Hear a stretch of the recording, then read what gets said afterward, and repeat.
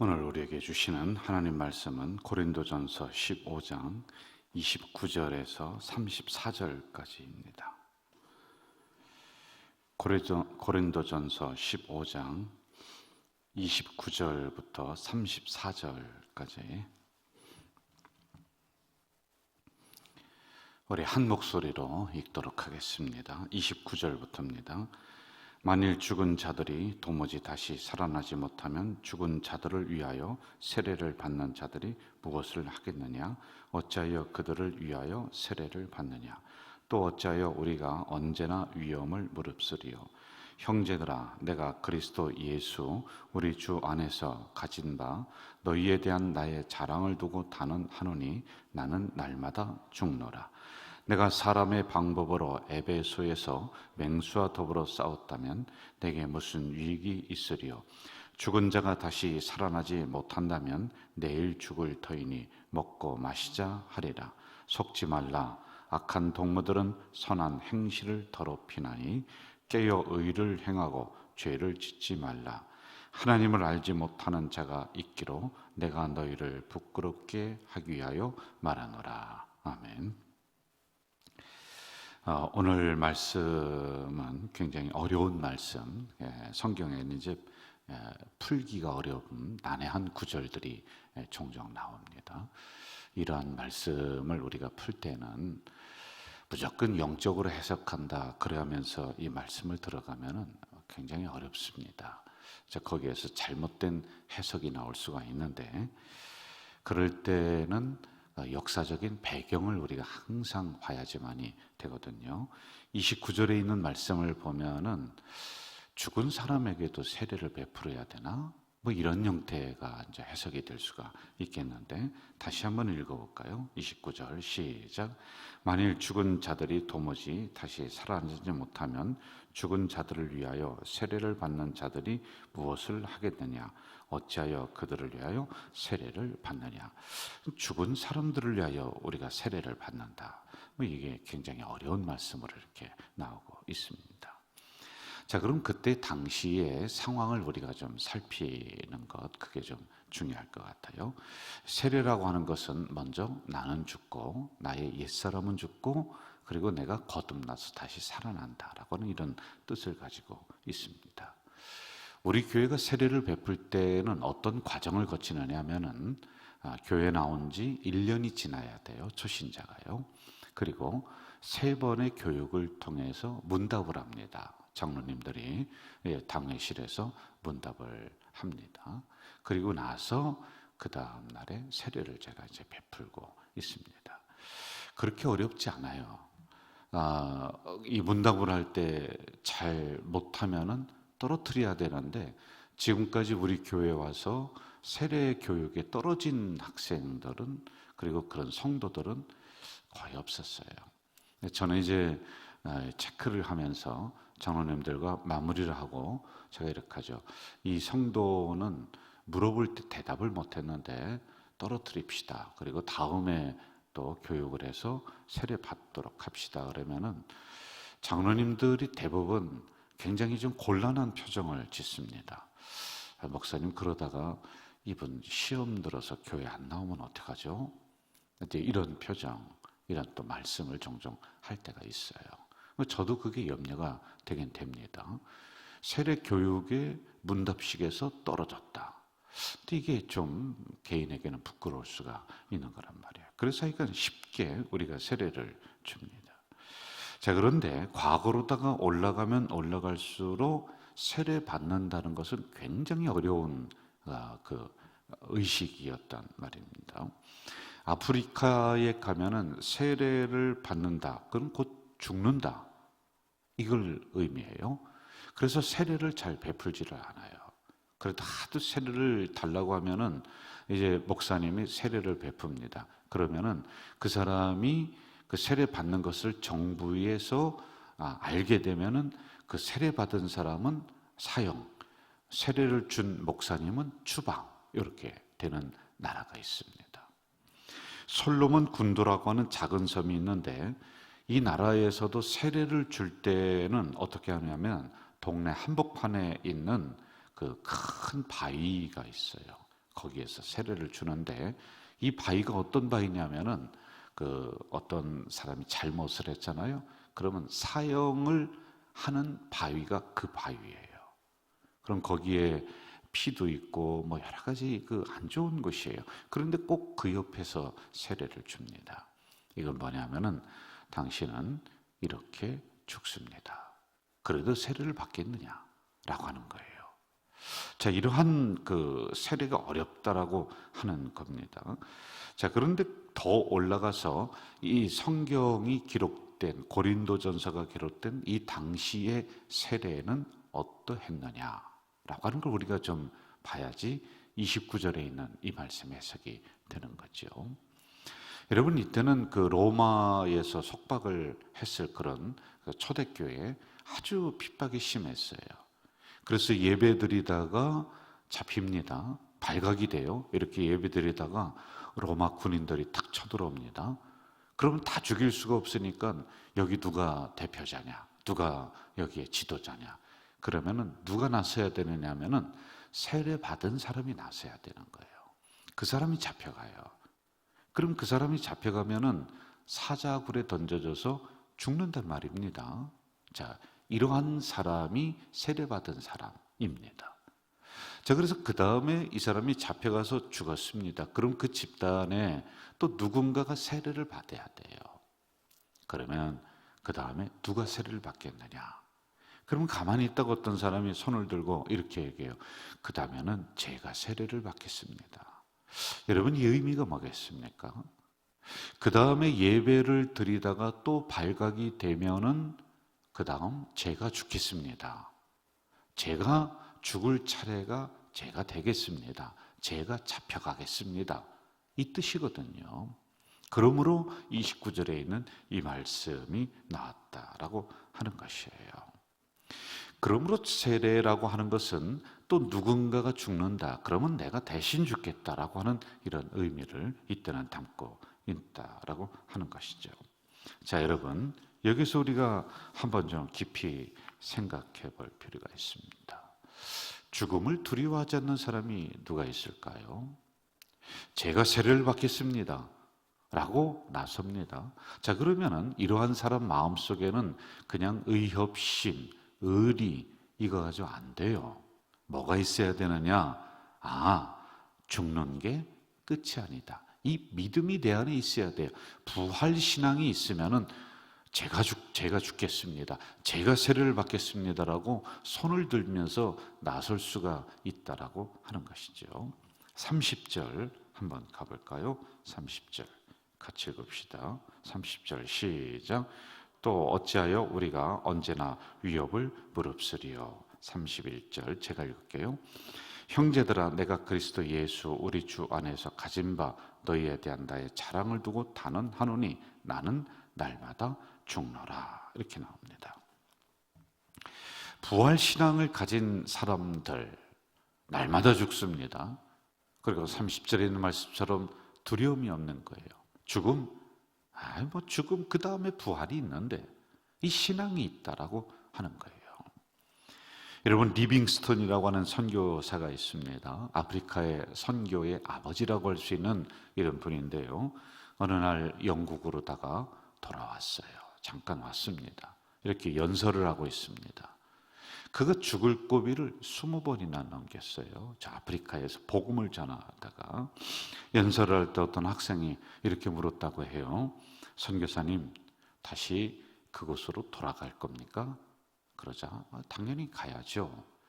아니, 선교사님 그동안에 그렇게 고생을 하시고 죽을 고비를 20번이나 넘기시고 그리고 남은 여생도 얼마 되지 않는데 두렵지 않아요? 그리고 남은 여생을 이곳에서 편안하게 살면 좀 좋을 텐데요. 그러자 그 리빙스턴이라고 하는 선교사님은 아주 유명한 대답을 이렇게 합니다. 염려하지 마세요. 나는 혼자가 아닙니다. 여러분 잘 들어보세요. 세상 끝날까지 함께 하시겠다고 약속하신 부활의 주님께서 나의 길동무가 되어주십니다. 광야에서도 원시림에서도 숲에서도 그 부활의 주님은 나와 함께 걸어가시기 때문에 나는 두려움이 없고 걱정이 없습니다. 여러분, 제가 이렇게 그냥 이야기를 해서 그런데 이게 가만히 우리가 묵상을 하면서 읽어보면은요, 부활의 주님을 진짜로 믿는 사람은요, 진짜로 그 부활의 주님이 내 안에 있다, 나는 그 주님과 동행하면서 오늘도 걸어간다 라고 하는 사람은 우리가 두려움이 없는 거예요. 나는 날마다 죽지만은 날마다 살아난다 라는 이 신앙이 있기 때문에 근심 걱정에 얽매이면서 거기에 끌려가지 않습니다. 그것이 분토처럼 여겨져요. 그러니까 작은 것처럼 여겨지는 거예요. 그런데 이 신앙을 놔버리는 즉시 나는 온갖 근심에 다 휩싸이고 온갖 염려가 나를 그냥 장악해버리는 거란 말입니다.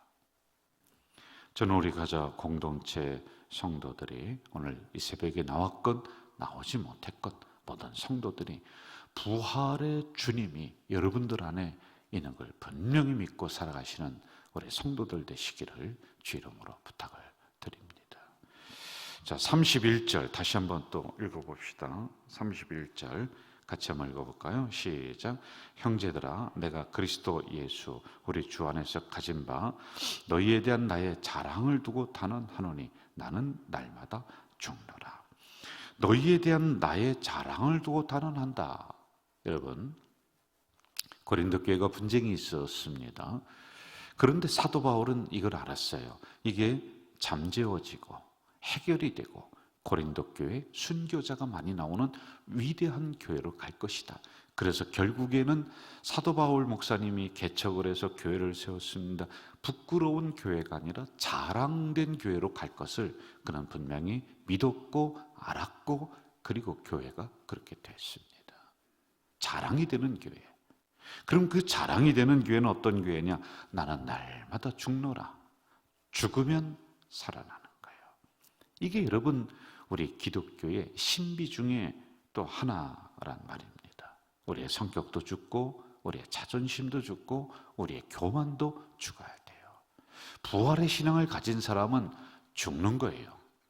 그러면 여러분, 우리의 자존심을 내려놓고 사람 앞에서 죽는다, 우리의 교만을 내려놓고 우리가 낮아지면서 나의 성격이 죽는다, 그러면 여러분, 그렇게 우리 주님께서 우리의 인생을 마무리하게 하시나요? 아니에요. 우리가 낮아지면 주님이 높여주세요. 우리가 높아지려고 스스로 해서 교만한 자리에 올라갔으면요, 사람이 끌어내립니다. 부끄러운 거예요. 여러분, 전직 대통령들 최고의 정점, 권력의 정점. 그런데 어떻게 됩니까? 참 부끄럽게 감옥에 가고, 뭐 정치적인 거 제가 잘 모르겠습니다만 이런 형태가 되지 않습니까? 결국에는 여러분, 부활의 신앙을 가진 사람은 우리가 낮은 자리에 처한다 할지라도 우리 주님께서 올려주시는 그 은혜가 일어나는 줄로 믿습니다. 32절 한번 가볼까요? 32절 같이 합시다. 시작. 내가 사람의 방법으로 에베소에서 맹수와 더불어 싸웠다면 내게 무슨 유익이 있으리요? 죽은 자가 다시 살아나지 못한다면 내일 죽을 터이니 먹고 마시자 하리라. 사람의 방법이 나와요. 여러분, 우리가 이 세상을 살아갈 때 사람의 방법 정말 필요합니다. 비즈니스 할 때 사람의 방법, 이거 내려놓으면 우리가 정말 어떻게 사업을 해야 될지 모르거든요. 그런데 모든 상황들이 막혔어요. 어렵습니다. 그런데 사람의 방법으로 그걸 뚫고 나갈 수 있느냐? 그럼 여러분, 누가 사업하다가 부도나고 사업하다가 그 어려움에서 손 내려놓고 하는 사람이 누가 있겠습니까? 이게 무슨 말씀이냐면 사람의 방법도 반드시 필요할 때가 있습니다. 사람의 의술 반드시 필요합니다. 하나님이 의사를 통해서 우리의 병을 진단하고 고쳐주지. 그런데 그게 다라고 한다면은, 아니 이 세상에 의사들이 못 고치는 병이 없어야 될 텐데 수도 없이 못 고치는 병들이 일어나요. 사람의 방법도 필요합니다. 그러나 마지막에 가서는 하나님의 방법으로 우리의 길을 열어주시고 하나님의 방법으로 우리를 살려내 주셔야지만이 된다. 이걸 우리가 알아야지만이 되는 거예요. 그러므로 사람의 방법이 모든 것을 해결할 수가 없다. 이 신앙으로 부활의 신앙을 가진 사람은 나아가야 돼요. 사람의 방법으로 열심히 했습니다. 그런데 어느 순간 앞이 턱 막힐 때가 있겠죠. 그런데 세상 사람들은 내가 열심히 했는데 안 되구나 하고 좌절하고 낙심하지만은 우리는 그때 부활 신앙을 가진 사람은 그 앞에서 엎드려 기도할 때 그 문이 열리고 하나님의 치료의 역사가 일어나고 해결의 역사가 일어나는 줄로 믿습니다. 이게 바로 하나님의 방법이 마지막에 작동하는 것이다 라고 하는 거죠. 34절로 가도록 하겠습니다. 34절 같이 한번 읽을까요? 시작. 깨어 의를 행하고 죄를 짓지 말라. 하나님을 알지 못하는 자가 있기로 내가 너희를 부끄럽게 하기 위하여 말하노라.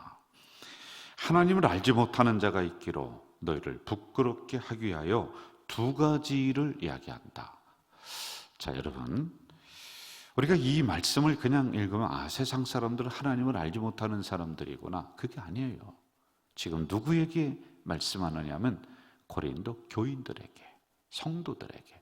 지금 제가 누구에게 얘기하냐면 여러분들에게. 여러분들 안에 하나님을 알지 못하는 사람이 있다는 거예요. 부활의 주님을 믿지 못하는 사람이 있다는 거예요. 좀 더 직설적으로 얘기하면은 여러분들이 믿습니다, 믿습니다, 주여, 주여 하지만은 거짓말이라는 거예요. 믿지 않는다는 거예요. 여러분, 이거 잘 봐야 됩니다. 자, 이러한 사람들에게 두 가지를 말씀하고 있습니다. 깨어라, 의를 행하라. 깨어서 의를 행하라. 이게 뭐냐? 우리의 거짓된 신앙의 껍데기를 벗어버려라. 진짜로 너 주님 믿느냐? 진짜로 너 하나님 믿느냐? 이거 얘기하고 있어요. 진짜 믿습니까? 아멘 크게 한다고 되는 거 아니에요, 여러분. 냉정하게 나를 살펴야 돼요. 그냥 믿습니다, 믿습니다. 그 시옷자 발음을 세게 한다고 내가 진짜 믿는 게 아니에요. 정말 주님이, 부활의 주님이 여러분 안에 계시고 동행한다면 그렇게 작은 거에 끌려가고 근심 끌려가고 그럴 수가 없는 거예요. 이걸 지적하고 있습니다. 자, 그리고 두 번째, 너 그렇게 정말 부활의 주님과 동행하고 한다면 오늘도 또 반복해서 너 나가서 또 거짓말하고 또 가서 넘어지고 또 그 자리에 가서 또 넘어질 거 아니냐. 그러므로 죄를 짓지 마라라고 하는 것은 우리가 어쩔 수 없는 그런 죄가 아니라 꼭 그 자리에 가서 꼭 넘어져요. 잘 하다가 꼭 사람과의 관계에 그 자리에 가서 꼭 넘어져요. 꼭 그 자리에 가서 시험 들어요. 꼭 그 자리에 가서 상처받아요. 아무것도 아닌데 꼭 그 말 한마디 때문에 파꾸라지고 맨날 그래요. 맨날 거기에 이겼다가 또 다시 시작하다가 꼭 그 자리에 가서 넘어지는 사람들이 있어요. 이거 하지 말라는 거예요. 매일 그렇게 그 자리에서 넘어지고 그 문제 때문에 또 잘하다가 거기서 퍼꾸라지고 또 다시 시작하다가 그 문제 때문에 그걸 넘지 못하느냐라고 하는 이런 의미란 말입니다. 저는 우리 가자 공동체 성도들, 특별히 이 새벽에 나와서 새벽잠을 떨치고 이 성전까지 달려나온 여러분들, 부활의 주님, 능력의 주님이시거든요. 문제를 해결하시고 어둠을 물리치시고 무덤 문을 열게 하시는 그 능력의 주님, 우리의 부족한 것을 해결하시고 우리의 몸을 치유하시는 그 능력의 부활의 주님께서 여러분 인생 속에 들어가시고 나는 그 주님 꼭 붙잡으면서 그래, 나는 할 수 없지만 우리 부활의 능력의 주님이 하실 줄 믿습니다라는 진짜 신앙을 가지고 오늘도 승리하며 나가는 우리 공동체 되시길 주 이름으로 축원합니다. 사랑하시는 주님 감사합니다. 오늘도 말씀 주셨습니다. 이 말씀 우리들 가슴속에 깊이 뿌리 내리게 하시고 이 말씀 붙잡고 오늘도 승리하며 나가는 우리 공동체가 되도록 도와 주시옵소서. 예수님의 이름으로 기도하옵나이다. 아멘. 하늘에 계신 우리 아버지, 아버지의 이름을 거룩하게 하시며 아버지의 나라가 오게 하시며 아버지의 뜻이 하늘에서와 같이 땅에서도 이루어지게 하소서. 오늘 우리에게 일용할 양식을 주시고 우리가 우리에게 잘못한 사람을 용서하여 준 것 같이 우리 죄를 용서하여 주시고 우리를 시험에 빠지지 않게 하시고 악에서 구하소서. 나라와 권능과 영광이 영원히 아버지의 것입니다. 아멘.